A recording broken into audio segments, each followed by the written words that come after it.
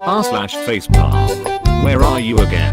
Anybody wanna tell me why my girl told me her car is dead out front of Louise, and I spent the next 30 minutes trying to find some place called Louise, until I told her send me a pic of the store, and she sent me this? Unrecognizable. Conjoined twins Abby and Brittany look unrecognizable now. Unrecognizable? How many people with two heads do you know? You okay? Florida abortion bill would require judge to rule if teens mature enough to terminate pregnancy. That woman is immature. Let's give her a kid. Florida. r/shower thoughts. J.K. Rowling changing aspects of Harry Potter 22 years after it was written is the equivalent of coming up with a good comeback a few hours after the argument's already finished. If the earth is flat, maybe the dinosaurs live on the other side and we keep digging up their dead and buried. If a company celebrates 365 days accident free, then they're celebrating the anniversary of the accident. r/TIFU. Today I fudged up by making my wife think I killed myself. Right off the bat I want to say that I'm in no way shape or form making light of suicide. This was not a prank gone wrong, or something I did on purpose, but rather a very unfortunate series of usually perfectly benign activities that led to me accidentally terrifying and mortifying my wife. Burner for reasons. This happened a couple of weeks ago. I tripped and sprained my ankle. It's been bothering me enough that I've been taking Epsom salt baths in the evenings after work. In addition to helping with the sprain and swelling, I also find it incredibly relaxing. Say what you want about a grown man taking a bath. I enjoy a good soak. I also deal with a condition called angiokeratoma. It's basically blood vessels that have expanded and cause a few small, albeit slightly unsightly, dark spots, a rather sensitive area. I call them old man spots. They're harmless, and most of the time I don't even notice, but every once in a while, I'll irritate one of these small bumps, and it bleeds like a synophagin. Additionally, it takes forever to get the bleeding to stop. It's not like I can elevate my balls, let alone put a band-aid on.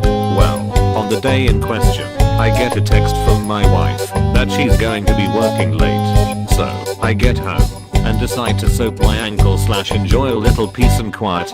It's not really important how I did it, but I ended up nicking one of those spots.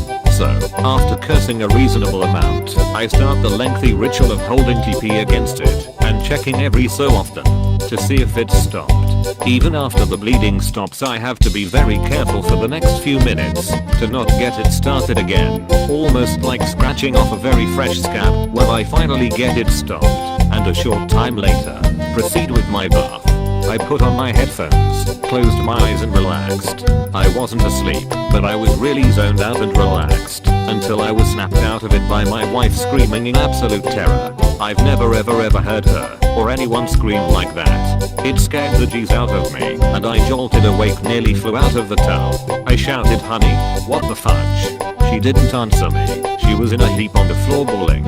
It took me a second to figure out what the heck was going on before shouting, "Jesus Christ." I could see what it must look like to her. I had apparently not stopped the bleeding as well as I thought I had, and my wife walked in on the eyes closed, slouched over in bathtub full of very bloody water. It took me a long time to calm her down, and I don't think that's something you just get over. Hopefully one day we can laugh about it, but it won't be anytime soon. TLDR, nick my nuts. Didn't stop the bleeding completely, even though I thought I had.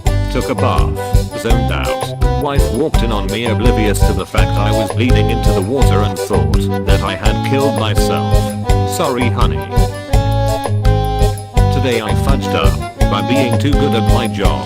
So this has happened over the last month and a half, coming to a head yesterday.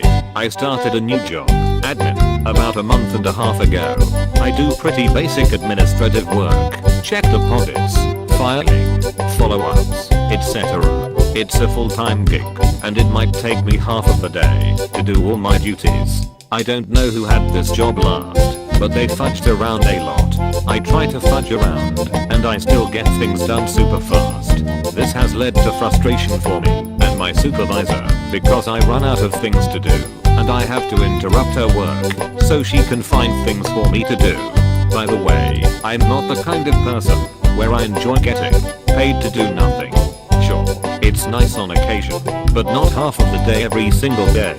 Fast forward to yesterday, I asked my supervisor if there was anything I could work on, and she asks me to shut her door. She asks me how I feel about getting my hours cut, not just by a few hours. She's thinking me being there 25 hours per week. That's significant. Moral of the story, don't do your best because you will get punished for it. TLDR, I did my job too well and got my hours cut for it. Today I fudged up by telling the grocery store they needed to get rid of their new, loud, automated door greeter. This happened last week. I was in a hurry to get to the grocery store pharmacy to pick up a prescription about 20 minutes before work. I pulled into the parking lot, walked through the door, and I hear in an automated, loud voice, "Thank you for shopping at Safeway." Slightly startled by the unexpected greeting, I continue to the pharmacy at the back of the store. Multiple times I hear, "Welcome to Safeway," and "Thank you for choosing your local Safeway." And I think to myself how annoying this booming robo-greeter was.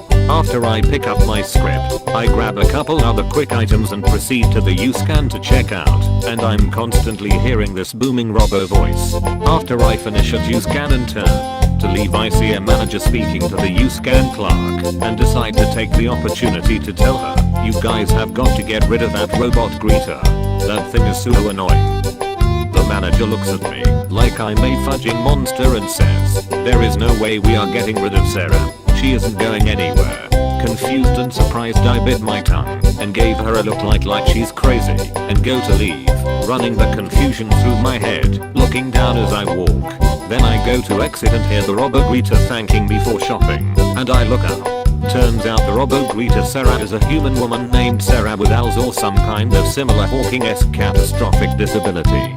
She was using a computer tablet attached to her wheelchair to select greeting messages for customers as they enter and exit. My stomach immediately sank, and my face turned red as I walked back out to my car in shock at my own hurry. TLDR, I told the grocery store to fire their robo-greeter. That was actually a severely disabled woman. Visual aid.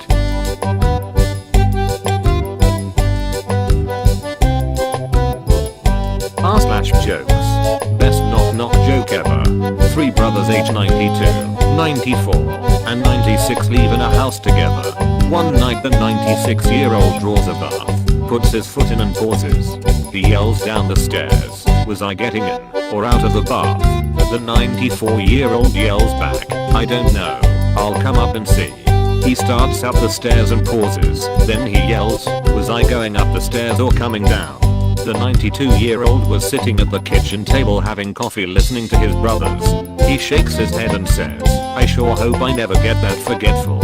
He knocks on wood for good luck.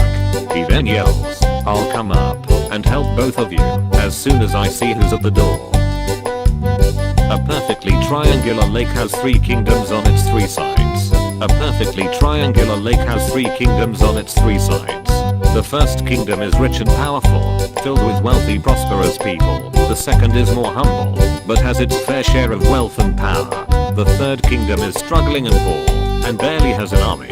The kingdoms eventually go to war over control of the lake, as it's a valuable resource to have. The first kingdom sends 100 of its finest knights, clad in the best armor and each with their own personal squire. The second kingdom sends 50 knights, with fine leather armor and a few dozen squires of their own. The third kingdom sends their one and only knight, an elderly warrior who has long since passed his prime, with his own personal squire. The night before the big battle, the knights in the first kingdom drink and party into the late hours of the night. The knights in the second kingdom aren't as well off, but have their own supply of grog and drink well into the night. In the third camp, the faithful squire gets a rope and swings it over the branch of a tall tree, making a noose, and hangs a pot from it. He fills the pot with stew and has a humble dinner with the old knight. The next morning, the knights in the first two kingdoms are hungover and unable to fight, while the knight in the third kingdom is old weary, unable to get up. In place of the knights, the squires from all three kingdoms go and fight. The battle lasts long into the night, but by the time the dust settled, only one squire was left standing, the squire from the third kingdom. And it just goes to show you that the squire of the hypotenuse is equal to the sum of the squires of the other two sides.